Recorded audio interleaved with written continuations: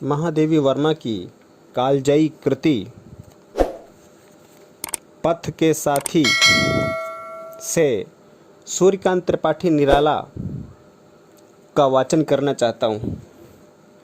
आपके समक्ष उनके अजीज भाई, अभिन्न भाई सूर्यकांत त्रिपाठी निराला को रखना चाहता हूँ। एक युग बीत जाने पर भी मेरी स्मृति से एक घटा भरी अश्रु मुखी सावनी पूर्णिमा की रेखाएं नहीं मिट सकी हैं। उन रेखाओं के उजले रंग न जाने किस व्यथा के कीले हैं कि अब तक सूख भी नहीं पाए, उड़ना तो दूर की बात है। उस दिन मैं बिना कुछ सोचे हुए ही भाई निराला जी से पूछ बैठी थी, आपके किसी ने राखी नहीं बांधी? अवश्य ही उस समय मेरे सामने बंधन शून्य कलाई और पीले कच्चे सूत की ढेरों राखियां लेकर घूमने वाले यजमान खोजियों का चित्र था। पर अपने प्रश्न के उत्तर ने मुझे क्षण भर के लिए चौंका दिया। कौन बहन हम ऐसे भुक्खड़ को भाई बनावेगी? मैं उत्तर देने वाले के एकाकी जीवन की व्यथा थी या चुनौती, यह कहना कठिन है, पर जान पड़ता है कि किसी अव्यक्त चुनौती के आभास ने ही मुझे उस हाथ के अभिषेक की प्रेरणा दी जिसने दिव्य वर्ण गंध मधु वाले गीत सुमनों से भारती की अर्चना भी की है और बर्तन मांजने, पानी भरने जैसे कठिन श्रम साधना से उत्पन्न श्वेत बिंदुओं से मिट्टी का श्रृंगार भी किया है। मेरा प्रयास किसी भी जीवंत बवंडर को कच्चे सूत में बांधने जैसा था या किसी उच्छल महानद को मोम की तटों में सीमित करने के समान। यह सोचने विचारने का तब अवकाश नहीं था। पर आने वाले वर्ष निराला जी के संघर्ष के ही नहीं, मेरी परीक्षा के भी रहे हैं। मैं किस सीमा तक सफल हो सकी हूँ यह मुझे ज्ञात नहीं, पर लौकिक दृष्टि से निस्वार्थ भाव निराला हृदय की निधियों में सबसे समृद्ध भाई हैं। यह स्वीकार करने में मुझे द्विधा नहीं है। उन्होंने अपने सहज विश्वास से मेरे कच्चे सूत के बंधन को जो दृढ़ता और दीप्ति दी है वह अन्यत्र दुर्लभ रहेगी। दिन रात के पगों से वर्षों की सीमा पार करने वाली अतीत ने आग के अक्षरों में आंसू के रंग भर भर कर ऐसी अनेक चित्र कथाएं आंक डाली हैं जिनमें इस महान कवि और असाधारण मानव के जीवन की मार्मिक झांकी मिल सकती है। पर उन सबको संभाल सके ऐसा एक चित्राधार पा लेना सहज नहीं है। उनके अस्त व्यस्त जीवन को व्यवस्थित करने के असफल प्रयासों का स्मरण कर मुझे आज भी हंसी आ जाती है। एक बार अपनी निर्बंध उदारता की तीव्र आलोचना सुनने के बाद उन्होंने व्यवस्थित रहने का वचन दिया। संयोग से तभी उन्हें कहीं से 300 रुपये मिल गए। वही पूंजी मेरे पास जमा करके उन्होंने मुझे अपने खर्च का बजट बना देने का आदेश दिया। जिन्हें मेरा व्यक्तिगत हिसाब रखना पड़ता है वे जानते हैं कि यह कार्य मेरे लिए कितना दुष्कर है। न वे मेरी चादर लंबी कर पाते हैं, न मुझे पैर सिकोड़ने पर बाध्य कर सकते हैं। और इस प्रकार एक विचित्र रस्साकसी में 30 दिन बीतते रहते हैं। पर यदि अनुत्तीर्ण परीक्षार्थियों की प्रतियोगिता हो तो 100 में 10 अंक पाने वाला भी अपने आप को शून्य पाने वाले से श्रेष्ठ मानेगा। अस्तु, नमक से लेकर नापित तक और चप्पल से लेकर मकान के किराए तक का जो अनुमान पत्र मैंने बनाया वह जब निराला जी को पसंद आ गया तब पहली बार मुझे अपने अर्थशास्त्र के ज्ञान पर गर्व हुआ। पर दूसरे दिन ही से मेरे गर्व की व्यर्थता सिद्ध होने लगी। वे सवेरे ही पहुँचे। 50 रुपये चाहिए। किसी विद्यार्थी का परीक्षा शुल्क जमा करना है, अन्यथा वह परीक्षा में नहीं बैठ सकेगा। संध्या होते होते किसी साहित्यिक मित्र को 60 देने की आवश्यकता पड़ गई। दूसरे दिन लखनऊ के किसी तांगे वाले की मां को 40 मनी ऑर्डर करना पड़ा। दोपहर को किसी दिवंगत मित्र की भतीजी के विवाह के लिए 100 देना अनिवार्य हो गया। सारांश यह कि तीसरे दिन उनका जमा किया हुआ रुपया समाप्त हो गया और तब उनके व्यवस्थापक के नाते यह दान खाता मेरे हिस्से आ पड़ा। एक सप्ताह में मैंने समझ लिया कि यदि ऐसे ऑर्डर दानी को न रोका जावे तो यह मुझे भी अपनी स्थिति में पहुंचाकर दम लेंगे। तब से फिर कभी उनका बजट बनाने का दुस्साहस मैंने नहीं किया, पर उनकी अस्त व्यस्तता में बाधा पहुंचाने का अपना स्वभाव मैं अब तक नहीं बदल सकी हूँ। बड़े प्रयत्न से बनवाई रजाई, कोट जैसी नित्य व्यवहार की वस्तुएं भी जब दूसरे दिन किसी अन्य का कष्ट दूर करने के लिए अंतर्ध्यान हो गई, तब अर्थ के संबंध में क्या कहा जावे, जो साधन मात्र है। वह संध्या भी मेरी स्मृति की विशेष महत्व रखती है, जब श्रद्धेय मैथिली शरण जी निराला जी का आतिथ्य ग्रहण करने गए। बगल में गुप्त जी के बिछौना का बंडल दबाए, दिया सलाई के क्षण प्रकाश क्षण अंधकार में तंग सीढ़ियों का मार्ग दिखाते हुए निराला जी हमें उस कक्ष में ले गए जो उन्हें कठोर साहित्य साधना का मूक साक्षी रहा है। आले पर कपड़े की आधी जली बत्ती से भरा पर तेल से खाली मिट्टी का दिया मानो अपने आप की सार्थकता के लिए जल उठने का प्रयास कर रहा था। यदि उसके प्रयास को स्वर मिल सकता तो वह निश्चय ही हमें मिट्टी के तेल की दुकान पर लगी भीड़ में सबसे पीछे खड़े पर सबसे बलिष्ठ भर ऊंचे गृहस्वामी की दीर्घ पर निष्फल प्रतीक्षा की कहानी सुना सकता है। रसोई घर में 2-3 अधजली लकड़ियां, औंधी पड़ी बटलोई और खूंटी से लटकती हुई आटे की छोटी सी गठरी आदि मानो उपवास चिकित्सा के लाभों की व्याख्या कर रहे थे। वह आलोक रहित सुख सुविधा शून्य घर गृहस्वामी के विशाल आकार और उससे भी विशालतर आत्मीयता से भरा हुआ था। अपने संबंध में बेसुध निराला जी अपने अतिथि की सुविधा के लिए सतर्क प्रहरी हैं। वैष्णव अतिथि की सुविधा का विचार कर वे नया घड़ा खरीदकर गंगा जल ले आए और धोती चादर जो कुछ घर में मिल सका सब तख्त पर बिछाकर उन्हें प्रतिष्ठित किया। तारों की छाया में उन दिनों मर्यादावादी और विद्रोही महाकवियों ने क्या कहा सुना यह मुझे ज्ञात नहीं, पर सवेरे गुप्त जी को ट्रेन में बैठाकर वे मुझे उनके मुख शयन का समाचार देना न भूले।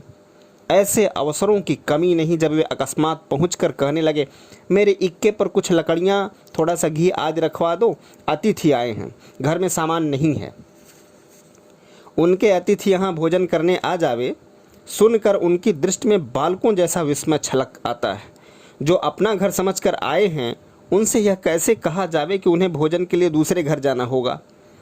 भोजन बनाने से लेकर जूठे बर्तन मांजने तक का काम वे अपने अतिथि देवता के लिए सहर्ष करते हैं। 33 कोटि देवताओं के देश में इस वर्ग के देवताओं की संख्या कम नहीं, पर आधुनिक युग ने उनको पूजा विधि में बहुत कुछ सुधार दिया। अब अतिथि पूजा वे कैसे कम ही आते हैं, और यदि आ भी पड़े तो देवता के छोर अभिषेक श्रृंगार आदि संस्कार बेरा नौकर आदि की संपन्न कराए देते हैं। पुजारी गृहपति को तो भोग लगाने की मेज पर उपस्थित रहने भर का कर्तव्य संभालना पड़ता है। कुछ देवता इस कर्तव्य से भी मुक्ति दे देते हैं। ऐसे युग में आतिथ्य की दृष्टि से निराला जी में वह पुरातन संस्कार है जो इस देश के ग्रामीण किसान में मिलता है। उनके भाव की अतल गहराई और अबाध वेग की आधुनिक सभ्यता के छिछले और बंधे भाव व्यापार से भिन्न है। उनकी व्यथा की सघनता जानने का मुझे एक अवसर मिला है। श्री सुमित्रानंदन जी दिल्ली में टाइफाइड ज्वर से पीड़ित थे।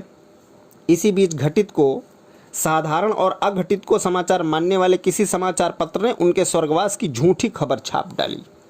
निराला जी कुछ ऐसी आकस्मिकता के साथ आ पहुँचे कि मैं उनसे यह समाचार छिपाने का भी अवकाश न पा सकी। समाचार के सत्य में मुझे विश्वास नहीं था, पर निराला जी तो अवसर पर तर्क की शक्ति ही खो बैठते हैं। वे लड़खड़ा कर सोफे पर बैठ गए और किसी अव्यक्त वेदना की तरंग के स्पर्श से मानो पाषाण में परिवर्तित होने लगे।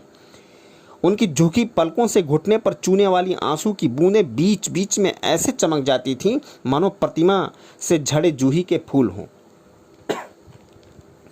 स्वयं अस्थिर होने पर भी मुझे निराला जी को सांत्वना देने के लिए स्थिर होना पड़ा, यह सुनकर कि मैं ठीक समाचार जानने के लिए तार दिया है।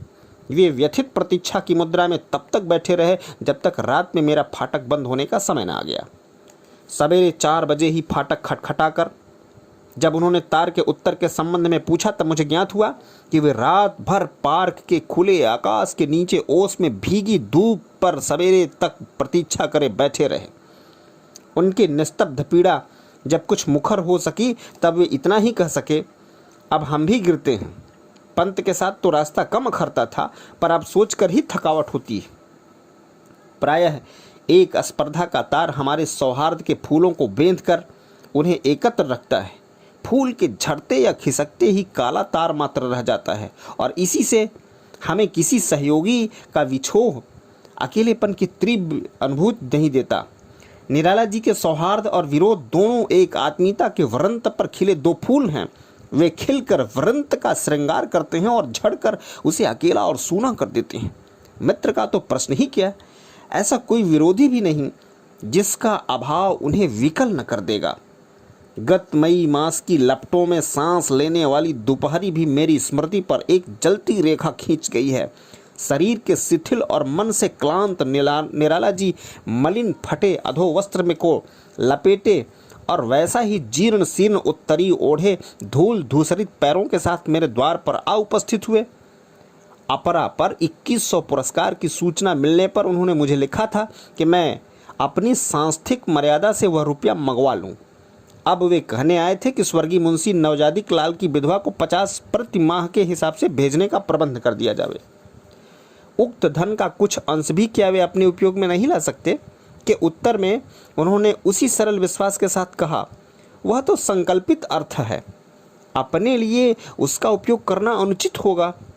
उन्हें व्यवस्थित करने के सभी प्रयास निष्फल रहे हैं, पर आज मुझे उसका खेद नहीं है।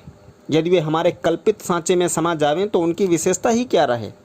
इस बिखरे पृष्ठों में एक पर अनायास ही दृष्टि रुक जाती है। उसे मानो स्मृति ने विषाद की आर्द्रता में हंसी का कुमकुम घोलकर अंकित किया है। साहित्यकार संसद में सब सुविधाएं सुलभ होने पर भी उन्होंने स्वयं पाकी बनकर और एक बार भोजन करके जो अनुष्ठान आरंभ किया था उसकी तो मैं अभ्यस्त हो चुकी थी, पर अचानक एक दिन जब उन्होंने पाव भर गेहूं मंगवाने का आदेश दिया तब मैंने समझा कि उनके पित्ती निकल आई है, क्योंकि उसी रोग में गेरू मिले हुए आटे के पुए खाए जाते हैं और गेरू के चूर्ण का अंगराग लगाया जाता है। प्रश्नों के प्रति निराला जी कम ही सहिष्णु हैं और कुतूहल की दृष्टि से मैं कम जिज्ञासु हूँ। फिर भी उनकी सुविधा असुविधा की चिंता के कारण मैं अनेक प्रश्न पर कर बैठती हूँ और मेरी सद्भावना में विश्वास के कारण वे उत्तरों का कष्ट सहन करते हैं। मेरे मौन में मुखर चिंता के कारण ही उन्होंने अपना मंतव्य स्पष्ट किया। अब हम संन्यास लेंगे। मेरी उमड़ती हंसी को व्यथा के बांध ने जहां का तहां ठहरा दिया। इस निर्मम युग ने इस महान कलाकार के पास ऐसा क्या छोड़ा है जिसे स्वयं छोड़कर यह त्याग का आत्मतोष भी प्राप्त कर सके। जिस प्रकार प्राप्ति हमारी कृतार्थता का फल है, उसी प्रकार त्याग हमारी पूर्णता का परिणाम है। इन दोनों छोरों में से एक मनुष्य के भौतिक विकास का माप है और दूसरा मानसिक विस्तार की थाह। त्याग कभी भाव की अस्वीकृति है और कभी अभाव की स्वीकृति, पर तत्वतः दोनों कितने भिन्न हैं। मैं सोच ही रही थी कि चिरंजी बसंत ने परिहास की मुद्रा में कहा, तब तो आपको मधुकरी खाने की आवश्यकता पड़ेगी। खेद, अनुताप या पश्चाताप की एक भी लहर से रहित विनोद की एक प्रशांत धारा पर तैरता हुआ निराला जी का उत्तर आया, मधुकरी तो आप भी खाते हैं। जिसकी निधियों से साहित्य का कोष समृद्ध है उसे मधुकरी मांग कर जीवन निर्वाह किया है और इस कटु सत्य पर आने वाले युग विश्वास कर सकेंगे, यह कहना कठिन है। गेरू में दोनों मलिन अधोवस्त्र और उत्तरी कब रंग डाले गए इसका मुझे पता नहीं, पर एकादशी के सवेरे स्नान हवन आदि कर जब वे निकले तब गैरिक परिधान पहन चुके थे। अंगोछे के अभाव और वस्त्रों में रंग की अधिकता के कारण उनके मुंह हाथ आदि नहीं, विशाल शरीर भी गैरिक हो गया था, मानो सुनहली धूप में धुला गेरू के पर्वत का कोई शिखर हो। बोले, अब ठीक है। जहां पहुंचे किसी नीम पीपल के नीचे बैठ गए और 2 रोटियां मांगकर खा ली और गीत लिखने लगे। इस सर्वथा नवीन परिच्छेद का उपसंहार कहाँ और कैसे होगा यह सोचते सोचते मैंने उत्तर दिया, आपके संन्यास से मुझे तो इतना ही लाभ हुआ कि साबुन के कुछ पैसे बचेंगे, गेरुए वस्त्र तो मैले नहीं दिखेंगे, पर हानि यही है कि न जाने कहाँ कहाँ छप्पर डलवाना पड़ेगा, क्योंकि धूप और वर्षा से तो पूर्णतः रक्षा करने वाले नीम और पीपल कम ही हैं। मन में एक प्रश्न बार बार उठता है, क्या इस देश की सरस्वती अपने वैरागी पुत्रों की परंपरा अक्षुण्ण रखना चाहती है और क्या इस पर पहले पग रखने की शक्ति उसने निराला जी में ही पाई है। निराला जी अपने शरीर, जीवन और साहित्य सभी में असाधारण हैं। उनमें विरोधी तत्वों की भी सामंजस्यपूर्ण संधि है। उनका विशाल डील डौल देखने वाले के हृदय में जो आतंक उत्पन्न कर देता है उसे उनके मुख की सरल आत्मीयता दूर करती चलती है। उनकी दृष्टि में दर्प और विश्वास की धूप छाही द्वाभा है। इस दर्प का संबंध किसी हल्की मनोवृत्ति से नहीं और ना उसे अहम का सस्ता प्रदर्शन ही कहा जा सकता है। अविराम संघर्ष और निरंतर विरोध का सामना करने में उनमें से जो एक आत्मनिष्ठा उत्पन्न हो गई है, उसी का परिचय हम उनकी दृप्त दृष्टि में पाते हैं। कभी कभी यह गर्व व्यक्ति की सीमा पार कर इतना सामान्य हो जाता है कि हम उसे अपना प्रत्येक साहित्यकार का यह साहित्य मान सकते हैं।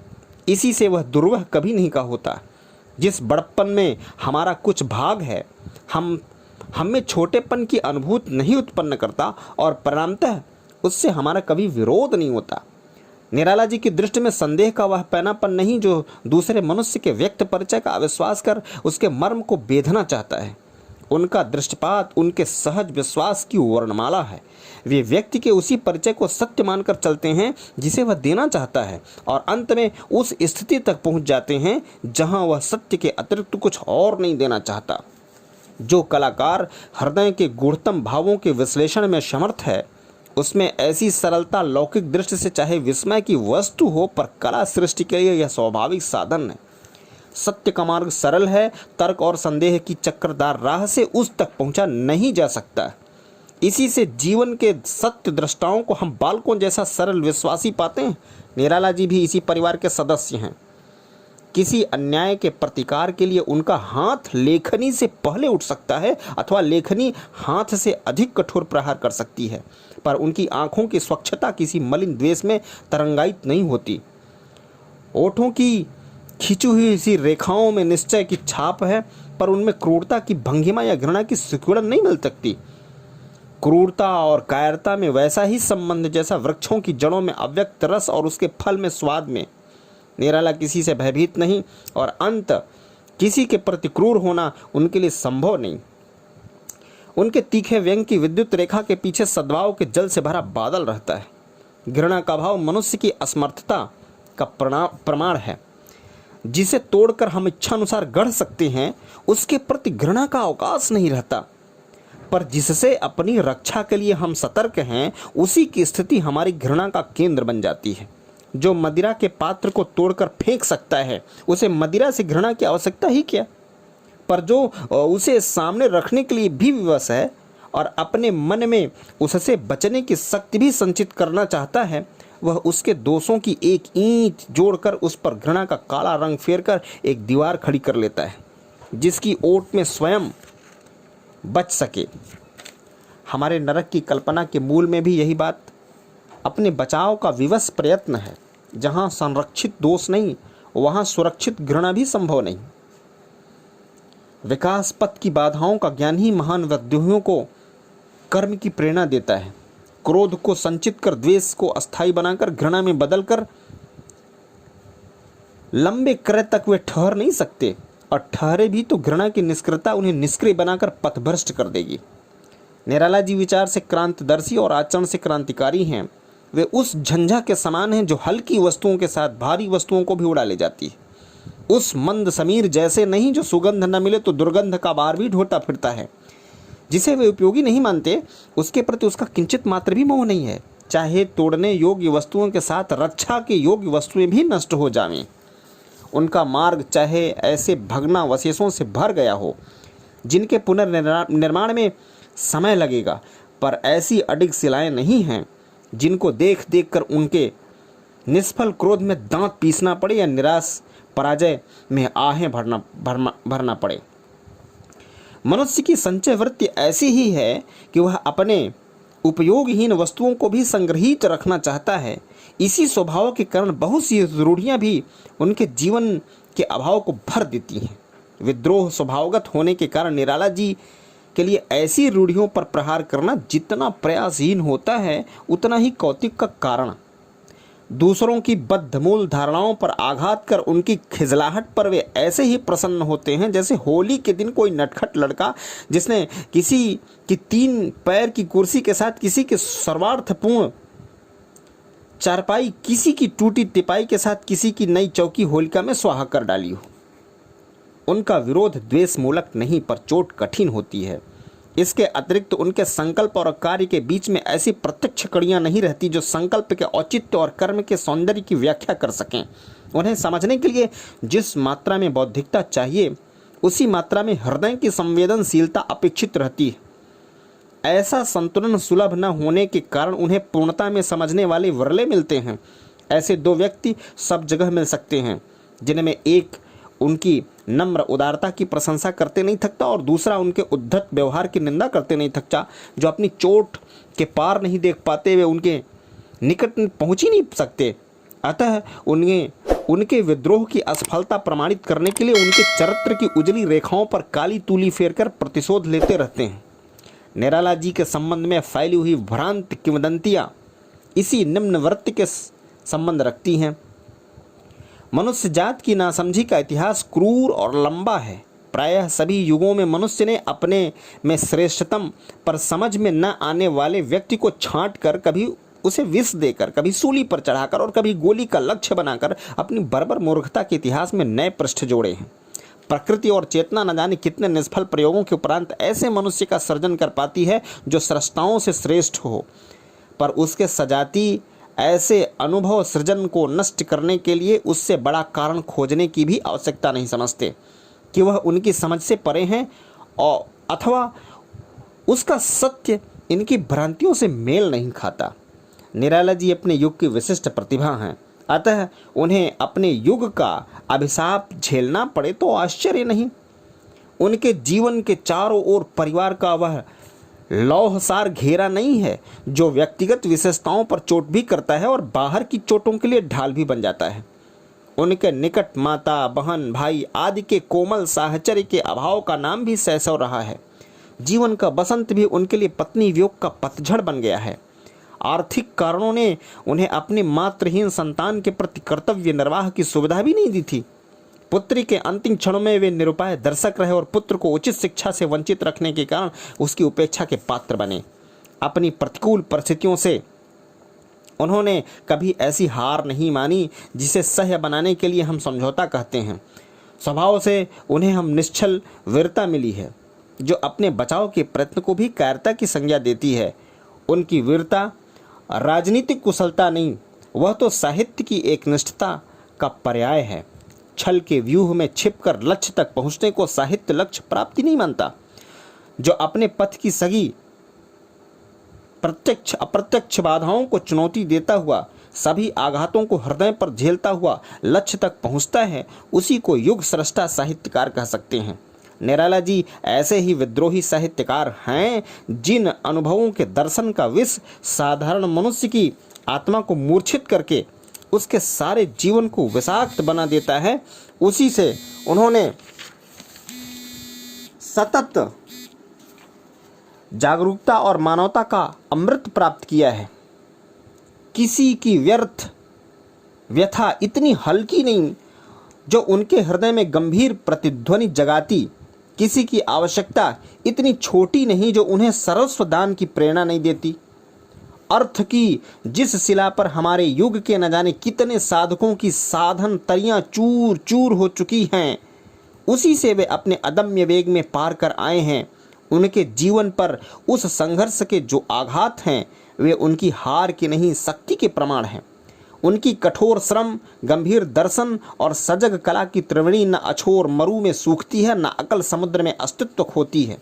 जीवन के दृष्टि से निराला जी किसी दुर्लभ सीप में ढले सुडौल मोती नहीं है जिससे अपनी महार्घता का साथ देने के लिए स्वर्ण और सौंदर्य प्रतिष्ठा के लिए अलंकार रूप चाहिए। वे तो अनगढ़ पारस के भारी शिलाखंड हैं। न मुकुट में जड़कर कोई उसकी गुरुता संभाल सकता है, न पद त्राण बनाकर कोई उसका भार उठा सकता है। वह जहाँ हैं वहीं उसका स्पर्श सुलभ है। यदि स्पर्श करने वाले में मानवता के लौह प्रमाण हैं तो किसी ओर से स्पर्श करने पर वह स्वर्ण बन जाएगा। पारस की अमूल्यता दूसरों का मूल्य बढ़ाने में है। उसके मूल्य में न तो कोई कुछ जोड़ सकता है और न घटा सकता है। आज हम दंभ और स्पर्धा, अज्ञान और भ्रांति की ऐसी कुहेलिका में चल रहे हैं जिसमें स्वयं को पहचानना तक कठिन है। सहयात्रियों को यथार्थता में जानने का प्रश्न ही नहीं उठता, पर आने वाले युग इस कलाकार की एकाकी यात्रा का मूल्य आंक सकेंगे जिसमें अपने पैरों की चाप तक आंधी में खो जाती है। निराला जी के साहित्य की शास्त्रीय विवेचना तो आगामी युगों के लिए भी सुकर रहेगी, पर उस विवेचना के लिए जीवन की जिस पृष्ठभूमि की आवश्यकता होती है उसे तो उनके समकालीन ही दे सकते हैं। साहित्यकार के जीवन का विश्लेषण उनके साहित्य के मूल्यांकन से कठिन है। साहित्य की कसौटी सर्वमान्य होती है, पर उसकी उर्वर भूमि आलोचक के विशेष दृष्टिबिंदु के फूलने फलने का अवकाश दे सकती है। एक कविता का विशेष भाव, एक चित्र का विशेष रंग और एक गीत की विशेष लय किसी के लिए रहस्य के द्वार खोल सकती है और किसी से टकराकर व्यर्थ हो जाती है, पर जीवन का इतिवृत्त इतनी विविधता नहीं संभाल सकता। एक व्यक्ति का कर्म समाज को हानि पहुंचा सकता है या लाभ, अतः व्यक्तिगत रुचि के कारण यदि कोई हानि पहुंचाने वाले को अच्छा कहे या लाभ पहुंचाने वाले को बुरा, तो समाज उसे अपराधी मानेगा। ऐसी स्थिति में कर्म के मूल्यांकन में विशेष सतर्क रहने की आवश्यकता पड़ती है। असाधारण प्रतिभावान और अपने युग से आगे देखने वाले कलाकारों के इतिवृत्त के चित्रण में एक और भी बाधा है।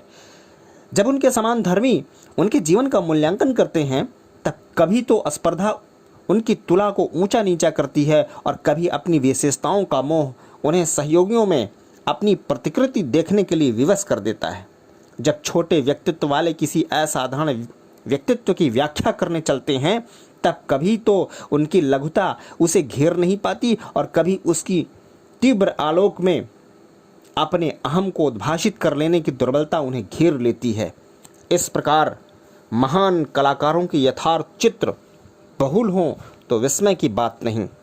साहित्य के नवीन युग पथ पर निराला जी की अंक संस्कृति गहरी और स्पष्ट, उज्ज्वल और लक्ष्यनिष्ठ रहेगी। इस मार्ग के हर फूल पर उनका चरण चिन्ह, हर सूल पर उनके रक्त का रंग है, हर सूल पर उनके रक्त का गहरा रंग है। जय हिंद, जय भारत।